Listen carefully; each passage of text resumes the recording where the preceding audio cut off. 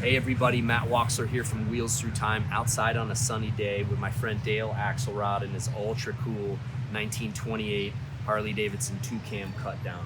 As many of you guys know, I've told you a million times, Cutdowns are some of my favorite motorcycles. Ultra cool machines, kind of the beginning of custom Harley Davidsons altogether. Didn't start with choppers, didn't start with bobbers, really goes back much further than that. You know, Harley Davidson kind of designed their bikes from the beginning, sturdy, reliable, point A to point B transportation. The Cutdown scene kind of started in the late 1920s, mid 1930s, and the whole idea was make it lower, faster, lighter, more agile, more maneuverable. Hot rod the motor, make it run down the road 100 miles an hour. This bike, of course, as you can see, is as bad as it gets, and it looks faster than hell. Dale, tell me about this bike. How long have you had it? Where'd you get it? 25 years ago, I discovered this machine up with a good friend of mine in Michigan, Chuck Wiskowski, up there at Kickstart Motorcycle Parts. Wearing a Kickstart shirt right now. Yeah, this is his shirt. Yeah. And it took me a few years to talk him out of it, but when he finally said, come and get her, I got it. And he told me that this bike was originally built in the San Francisco area by the Spear brothers. They both, Pat and Finnegan Spear, worked at the Dudley Perkins Harley dealership out there, and they were involved in anything that included speed on two wheels. It's one of the oldest oldest dealerships in the country. Exactly. It still exists to this day. I think it's changed hands finally out of the family, but recently. But for all those years, it was a Perkins. So this is a real Finnegan Spear This Cutdown. is a real Spear Cutdown. It's a 28 model of the twin cam, which in street bikes was only around for 2 years, 28 and 29. Prior to that, all the factory racing stuff was the twin cam motors, designated FH motors. In the streets, they're designated JDH motors. The Spears built this bike in the early 30s, and it originally started out with a factory hill climb FH motor, and they blew that. And when I got it, this is the project motor that came with it, it's a pretty trick backyard stroker motor. 74 flywheels, 61 top end, big valves. They run tapered great like fin that. Cylinders. If you know what you're looking at, you go, wow, this thing's got all these little trick items everywhere on it. That's one of the cool things about the Cutdowns, is that there's so many little handmade tweaks, handmade parts, stuff that's just not stock. But the mark of a good Cutdown, Dale and I were just talking about, is one that looks like it's a factory built motorcycle. This frame, you can't tell where it's been cut unless you really know what you're looking at. It looks like maybe a little bit has been shaved off the bottom of the neck, possibly. You get the shorter ride height there. A common thing to do on the Cutdowns was raise the rear axle plates. That way, when you modify the neck and you modify the rear axle plates, you're not changing the rake and the trail of the bike, which is a large part of your handling. You're just dropping the center of gravity altogether. This one's looks like it's been shortened up here and back, really tight there behind the seat post.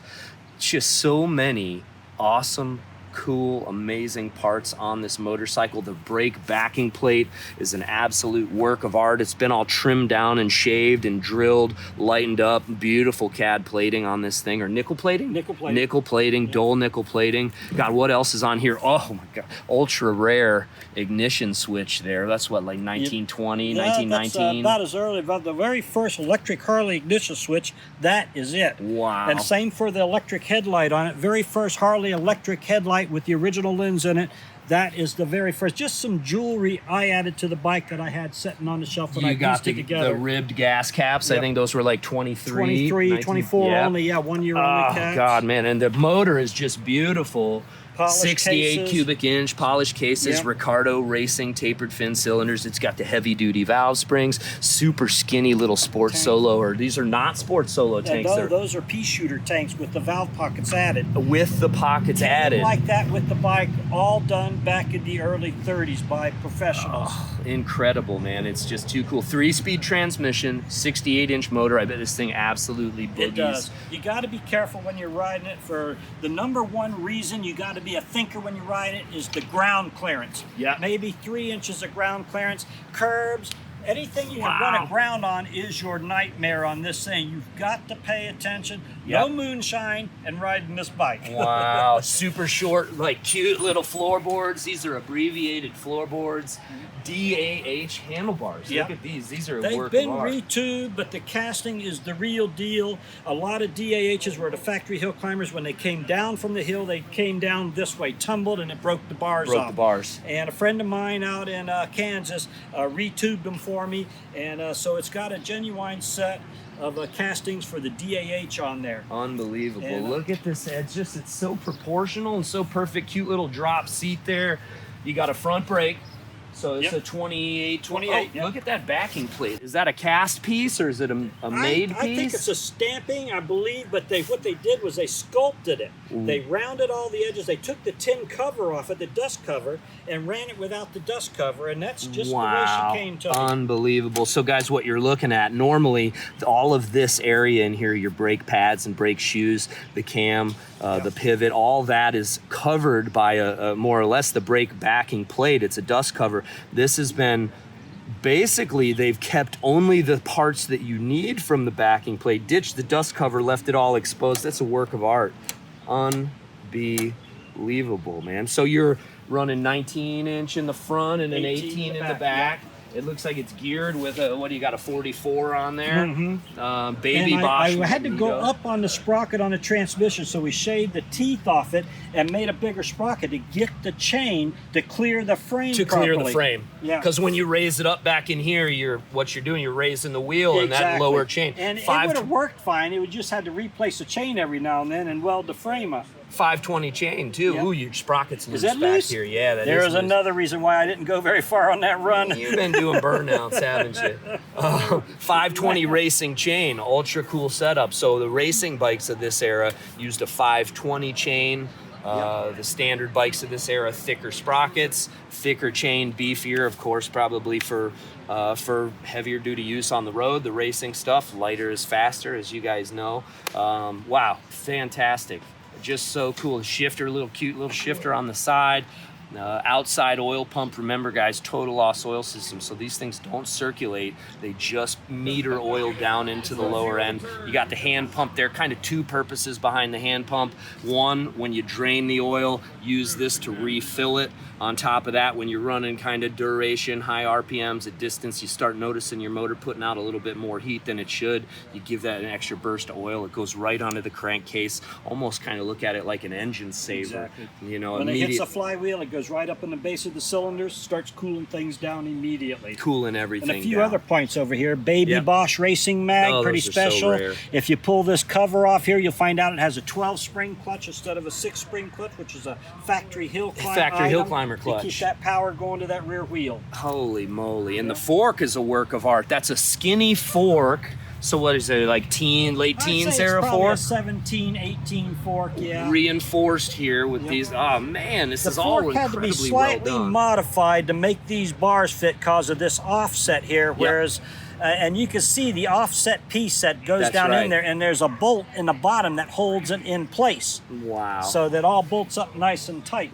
Incredible. Well, Dale, I can't thank you a ton for sharing your bike with us.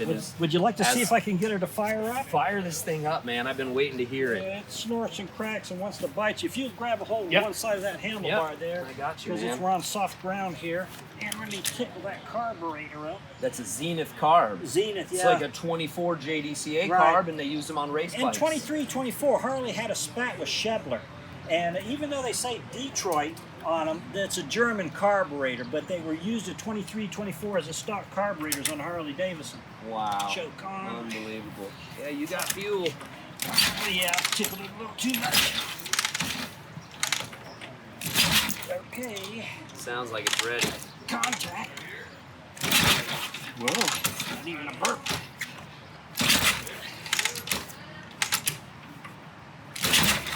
Ooh, you're close. Yeah. I might have gave too much gas there. That's all right.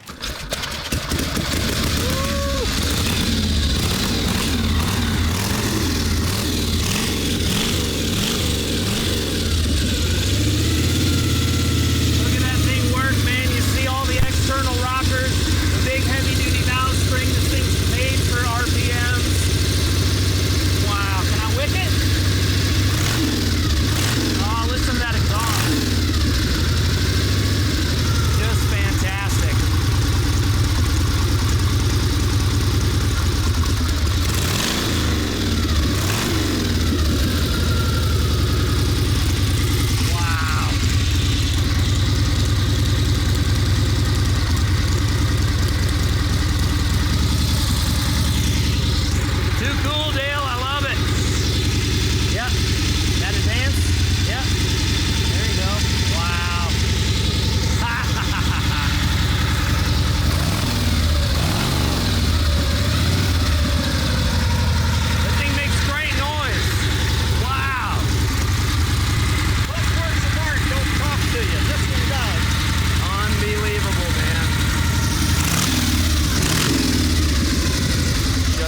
that baby down real quick. One of the neat things about this motor, and what you're looking at, guys, you got original, what are the 80, 90-year-old spark plugs? Yeah. The lower end of this engine, remember, total loss oil system. It wasn't circulating throughout the motor. This actually has a really cool modification. We've got a couple in the museum with the same setup. This is actually a pinion oiler modification. So the oil pumps on the JDs, super primitive. They really just dribbled oil into the cam chest, and it was up to the gears and really the crankcase pressure and vacuum from the pistons going up to draw the oil all around the motor. So what you've got here is an actual pinion oiler. So I assume what's happened here is they probably use something like a VL pinion shaft. Yeah, they got a hole through it. Modified it. Feeds the pinion bushing. A lot of times they drill taper to taper on the flywheel and use a VL crank pin, so you can shoot oil right from this oil pump right here, right to the center of the engine at the crank pin. Most all common Harley Davidson motors starting about 1930, 29 maybe, were pinion and crank pin oilers. Really, really cool upgrade. Dale, thank you so much for bringing it today and sharing it with us. We got a ton of YouTube viewers that I know are going to really dig this thing. It sounds incredible. Cool, man. Thanks Matt, a ton. thank you, brother. Yeah, Appreciate guys, it, buddy. thanks for tuning in. All sorts of more great content coming to you here at Wheels Through Time. Make sure you check out our YouTube channel, our Facebook stuff, wheelsthroughtime.com. We'll see you soon. Bye.